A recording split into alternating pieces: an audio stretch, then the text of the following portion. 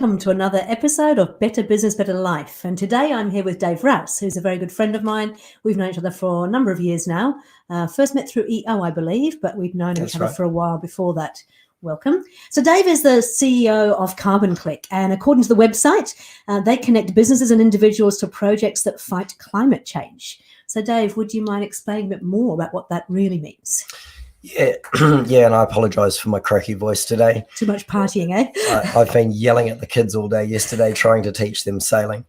CarbonClick is about helping to power up a business or an individual's sustainability goals through offsetting what they can't reduce.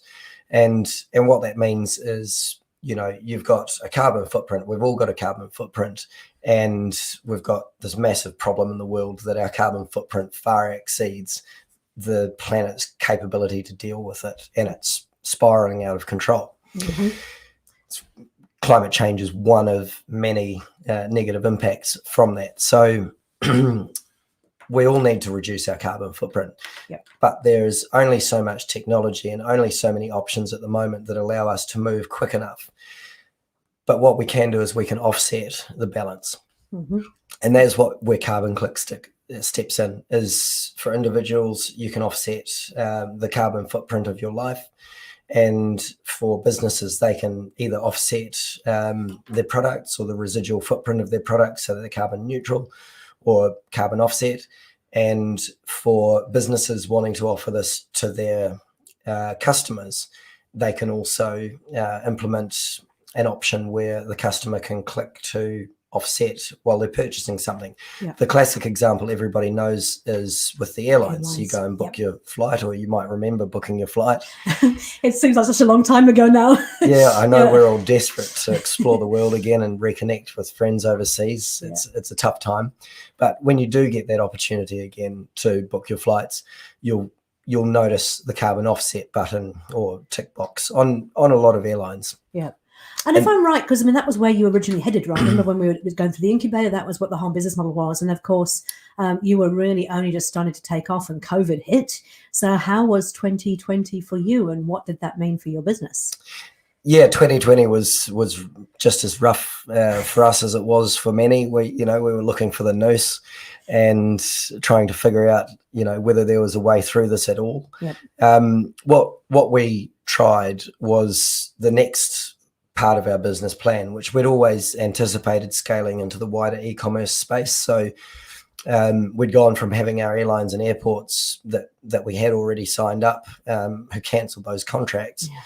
We'd gone from that to setting up the business to trade e-commerce. So when you're buying your handbag online or whatever it is that you're buying, or your pair of Allbirds, you can immediately just click a button or click a tick box to offset the emissions of that product. Or even if you don't know the emissions of that product, you know that we've got a problem that's big, and it gives you an opportunity to do something about it.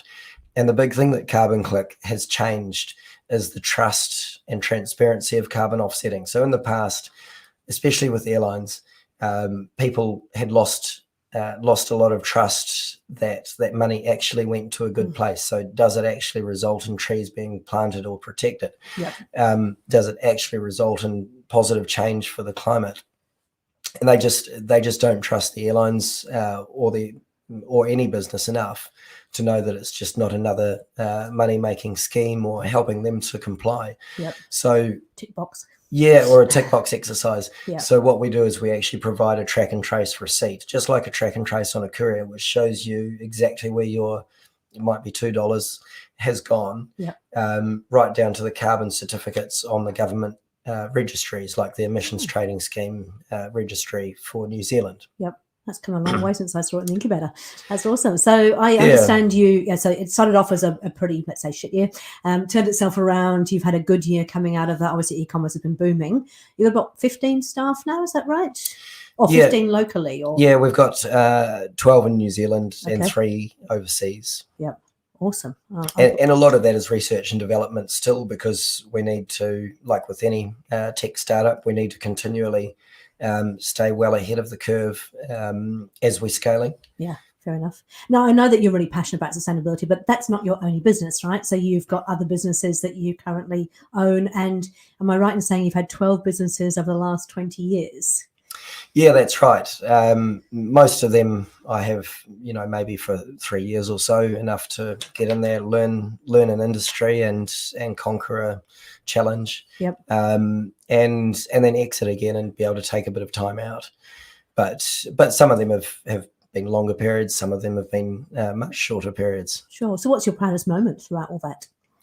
Throughout all that probably was in business, a 25-year-old company that we bought, a bricks and mortar engineering business, New Zealand based. And that was a bit of a management buyout where I was called in as an external party. Mm-hmm. I'd done some auditing and background work for that company in the past, just to help them out. And so I was a little bit familiar with the back end processes behind it. So we were able to get in and restructure that business for triple bottom line profitability. So explain that. I mean, I understand a little bit of what it means, but for the people who are listening in, what do you mean by triple? Yeah, so what we look for with triple bottom line profitability is they've got to be sustainable financially. Yep. They've got to be sustainable from a social perspective. Yep. And together known as socio-economic responsibility. Mm-hmm. And then the third one is environmental sustainability. So is it a circular economy business, or are you having a net deficit effect on the planet? And if you are, what are you doing to make up the balance? Because, our kids and their kids will run out of land and landfills at some point in time. These are issues we have to address. So when I look at a business, I look at the opportunities for that business to turn it into a more sustainable business all around. Yep. I wouldn't do it if I couldn't get better social outcomes, environmental outcomes, and financial outcomes. All three have to tick the box. Fantastic. Okay, and I know on a personal level, this sustainability is a big passion of yours, and you were involved in SeaCleaners. Do you want to tell us a little bit about that? Yeah. So this was coming out of my passion for the environment. I grew up out in the bush. I saw that. We didn't have Glad wrap on our sandwiches or anything like that. In fact, we're lucky if we had shoes to go to school with. And you walked 10 miles in the sno. No, it was none of that. It was just our parents couldn't force us to wear them. Okay. We just preferred bare feet. We're just, we loved it. And then we moved closer to town, and I started to see, less sustainable ways. And if we had rubbish in the bush, we didn't have a regular rubbish collection. We had to take it somewhere and deal with it. So you were very cognizant of making sure that you didn't create much rubbish because it was another hassle. Here, it's just so easy because it doesn't matter. You don't think about it. Everything just goes into a bin and disappears. And because it disappears out of sight, out of mind, you don't know that it's a problem. Yeah. But SeaCleaners was one of those opportunities to educate on single-use plastics. It also came from my love of diving and fishing and spending time on the water. Mm-hmm. And in New Zealand, increasingly, I was seeing, as I'm swimming, I'm seeing plastic things floating past me, and straws and simple things. Yeah. Plastic bags were terrible. And I was reading stories from Kelly Tarleton's and other marine biologists about the number of turtles that were dwindling in population. And generally speaking, it's because they're eating plastic bags, because jellyfish is a big part of their diet. Yeah. So SeaCleaners was really founded to educate and try and be the ambulance at the top of the cliff, but having impact by being the ambulance at the bottom of the cliff. So we took groups of corporates and school kids out to islands or coastlines around New Zealand to begin with, to actually do the cleanup. So we used the wind and the tides as our net. At high tide, all the plastics gets deposited. Yep. And then when the sea breeze comes in the late afternoons and the tide changes, that carries back across the harbour again. So you're able to predict where the rubbish buildups will be. You can collect it before it passes back through the harbour again. Yep. It's quite an efficient way of doing it. And And that education really sinks in when you're giving the talks, and then people are actually seeing, we've seen Kiwi skeletons with party balloons in there ingested. So they've obviously thought that balloon just looks like a worm or something. I don't know what the Kiwi thinks, but all we do know is that all of those plastics that we just take for granted have an impact sometime downstream, and that was the idea, is to prevent more of that impact. And we quickly got good corporate sponsorship and local government sponsorship to expand. In fact, right now SeaCleaners is doing all of the America's Cup. I actually saw a truck out on Sunday. I was out walking the dogs, and it reminded me of you. But you're not involved in that anymore now, are you? No, I had to pull back in the middle of last year because mainly because CarbonClick had grown so much faster, and with COVID happening, there was so much change going on that I just needed to be fully committed with all hands on deck with CarbonClick. We're talking 80-hour weeks for probably 9 months. I just didn't have the bandwidth to carry on with it, and it broke my heart having to, leave it after building, with others, building it up to such a good position. But we've got to pick our battles, right? Yeah, absolutely. It was all hands to deck when COVID hit, that's for sure. Yeah. Hey, so I wanted to ask you, so we've had these varying businesses, and your sort of modus operandi is to go in there and look about how you can, make the business more profitable while still maintaining sustainability and the other important things. A lot of people think that introducing sustainability comes with a cost, and therefore it's going to erode your profits. Can you tell me how you approach these businesses and what you do to focus them and what effect that has? Yeah, I mean, it does come at a cost, but that cost is like any cost of improving a business. If you want a new machine that operates twice as fast and uses half the fuel, it's going to cost you money. It's all an investment. And those investments might pay off, or they might be for the right reason. For me, it was a non-negotiable that we have to be a sustainable operator, and that's about standards more than investments. But in saying that, more often than not, if you take a big picture approach, all of the sustainability efforts that we've put into a business have resulted in helping to make that business, give it a social license to operate, give it a better exit opportunity, because you're ticking a lot more boxes for investors, and investors these days and directors, they want to see sustainability as an important part of their portfolio too. And the financial returns normally come from over time improving your brand image. And if you've got a better brand image, that might be what gets you a client over your competitor who just doesn't care about this or is not far enough on the journey yet. So from my perspective, I could have potentially made a little bit more money if I'd not cared about it, but I certainly made plenty by doing the right thing. Sure. And I mean, you've taken a lot of businesses that have been very reliant on the business owner and then worked with that to remove that reliance on the business owner.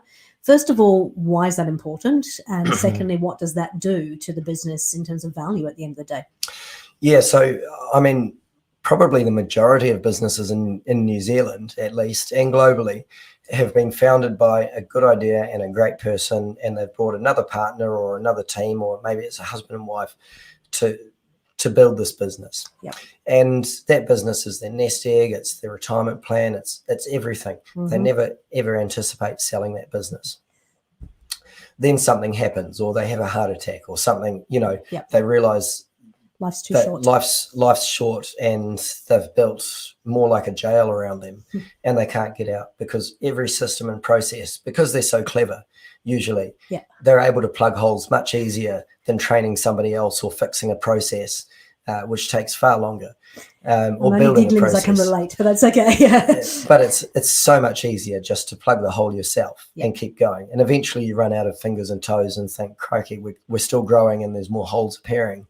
And because there's more holes appearing, all I'm going to do is take my finger out of that hole and put it into this hole, and you start to lose scalability and hit your glass ceiling. And a lot of businesses that I've looked at, that I've wanted to purchase have been in that situation where they've plateaued on growth Yep. And plateaued on profitability because of the business owner. So then the business owner decides one day they want to sell. Or maybe they have a marriage breakup and they have to sell or something. Mm-hmm. Circumstances change. That's one thing we know for sure. Yep. And because there's been no planning for an exit and the business is not ever going to be exit ready in their current business model, they have to sell the business for market value, which is significantly lower than what it could be worth if they'd just got those systems and processes sorted out so that the business didn't rely on them as a business owner. Yeah. And often I've gone into businesses where they've gone into a lost territory without the business owner because they've had an epiphany or, found love and just gone overseas and let the business come crashing down, or for whatever reason they've had to duck out of the business or decided to. And that business is now making a loss and potentially worth next to nothing. Perfectly good business. And before that time, they've spent years building this thing up, and they've wasted all of that energy for very little returns. Business owners usually earn very, very little. Almost minimum wage. Yeah, minimum wage if you're lucky sometimes. Yep. I know I've been there. Mm-hmm. And so all of that effort, you don't want it to be for nothing. You want to try and have your business ready to be able to capitalize at any point in time that you need to. Mm-hmm. So that's all about letting go, isn't it? You're about hitting the ceiling, and really the only way to get past that hitting the ceiling, and it happens to us all at different levels, individual, departmental, organizational, the only way you can really move past that and keep growing as opposed to just completely plateauing or worse still failing is to actually learn how to let go. How do you do that? Because it's tough, right? It's a really hard one. It's like, letting your baby go or whatever. Parents can probably relate. When you're leaving a baby with a babysitter or sending them away on holiday or whatever. Yep. It's just something that you have to do. You have to be able to separate yourself from the business. You are not the business. If you are the business, it's not a business, it's a job, right? So what would be the kind of the steps that you would talk to people about taking in terms of, making sure the business isn't built around them? Generally speaking, you need to be able to prove resilience through making sure that I would test it on a small scale first. Yep. Reduce your hours to 4-day work week and all those kind of things, and see how the business fares, see where the cracks are. But it's really getting external eyes on the business as far as systems and processes, which is really important. Yep. So having an independent director, having a good mentor to be able to map out systems and processes, and down to a detailed level, depending on the size of the business. For larger businesses, for example, we'd put in place in the manufacturing business, 25-year-old engineering company. Yep. We ran our heads of engineering through lean manufacturing courses so that they could learn the end-to-end processes, learn where they were creating waste, learn where they could improve profitability and turnaround of everything that they were doing, instead of a business owner having to come and point out on the same things on a daily kind of basis. So depending how big you are, getting those systems and processes mapped out and an independent person to help you with that is probably the first and most important step I would take. And then empowering your staff to actually recognize continuous improvement cycles around that, and incentivizing your staff to do so. I was going to say, we were chatting about this before we actually came on the podcast. You said that often businesses don't incentivize around the end goal. And so that you might be incentivized for productivity, where in actual fact, the business is looking for something different than that. So can you give me an example of how you're incentivized to get best results? Yeah, absolutely. So I've been in businesses where they've had, they've produced something or had a service and they've sold something. So they got sales teams and they've got teams that do the work. Yep. Those teams that do the work don't have any incentive against their pay for producing more. Yep. So they've got nothing to strive for. They've got no ongoing training to help them achieve higher targets. You really want them to be able to better themselves as a result of working for you. Then they're not just a machine. They've got to advance. Yep. And it's easy to get that in place. It's same with sales people. I've been in organizations where there's no commission or financial reward in their pay that directly attributes to better quality sales and better sales volumes. Mm-hmm. So it's just making sure that all of those, the KPIs are all aligned to the business goals for the right people. And often there's a team KPI component as well missing, where if the business does better, everybody does, has a bonus attached to that. So I've generally gone in with a package approach. Yep. Because they've all got to be on the same page first of all, don't they? If a company doesn't, if everybody in the company doesn't know what is going on and where we're headed, how do they work towards getting there? So I suppose. Yeah, the arrows have all got to be pointing in the same direction. Yep. And from the employment contracts right through to the staff motivational talks, through to the sharing the business strategy at an annual at least basis. Yep. And working down to management teams, depending on size of the business, to make sure that their teams are also empowered in the same way. Mm-hmm. So the best way to get them to listen is to get them to teach. Yeah. Great point. Yeah. And that seems to have worked really well from my experience. Fantastic. Okay. So if we gave the listeners 3 points they could walk away with here today in terms of what they can start to do at least to get on that journey of your triple bottom line and profitability, what would that be? Yeah, so the most important thing there is team alignment. Yep. By far and large, making sure all those arrows are pointing in the right direction. So have a good HR person review and potentially help you to restructure. If people are set in their ways, you might have to cut the umbilical cord. Tony talked about that a few weeks ago. Yeah, sometimes you've got to let those people go. Yeah. It's the best thing for them, a fresh start, mm-hmm. and the best thing for your business to bring some fresh life in. Yeah. So all on the same page, right people, right seats. Yeah. Incentivizing to achieve the results. Yep. That's right. So sorting out that team alignment, number one, in incentivization. Number two would be bringing an independent view. Yep. So why do you say that? Because you mentioned that earlier. Why is it independent? Because we all have a rose-tainted view of our own theories. Yes. So it's like when you Google something, right? You look for the answers that you want to read, not the ones. I'm only going to pay attention really Yeah. to the data that supports our theory, because we always want to be right. That's a human nature. Yes. Whether we're proving it to ourselves or anybody else, Yeah. to the detriment of the business. So what you need is somebody independently to see, you need to be taking independent surveys and that sort of thing, which is the third thing I'll talk about. But you need somebody independent that can look at the data, look at your market validation, and see whether that makes sense against your strategy and focus. Sure. So that would be the second thing: independent director or business mentor that can help you see the data for what it is. I like that idea, of course. Of course. Yeah. And then the third thing is having the voice of the customer. Yep. So you need to make sure that you're listening, because that's where opportunities come from: improvement opportunities, new opportunities, and so that can be as simple as net promoter scores, or it can be as complex as customer interviews. Yep. But you want to make sure that you really understand why your customers are buying from you, what your customers want from you, and whether there's a gap in expectations that leaves you exposed to a competitor coming in and doing a better job. Yeah. Fantastic. And I suppose finally, just in terms of sustainability, what would be the one sort of key tip around building a sustainable business? What are the things that you've learnt in your 12 businesses? Yeah, so from a sustainability perspective, again, getting a quick and dirty, I call it, independent audit from a sustainability consultant.